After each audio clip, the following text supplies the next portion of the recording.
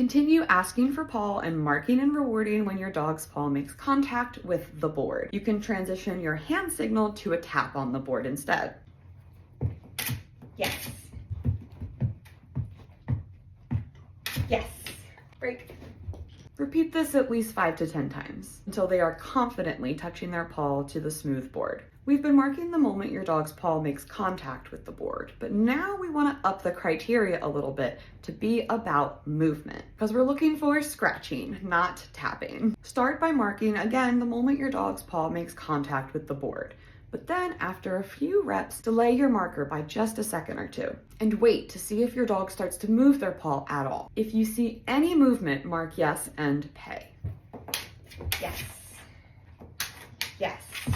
Again, offer lots of resets, but delay that marker each time until their paw hasn't just made contact, but is moving across the board. Don't worry if they're not moving their paw a lot at this point, or if it seems like their nails aren't making contact with the board. That's okay. I promise. Let's talk about getting both paws even. Most dogs, especially sensitive ones, are gonna favor one paw versus the other, but we eventually want them to wear both down evenly. Be really intentional about the hand that you're putting the treat in or the hand that you're using to ask for paw. And whichever paw your dog favors, call that one paw. And whichever one they're more hesitant to give, call that other paw. And cue them separately. Paw, other paw. Paw, yes.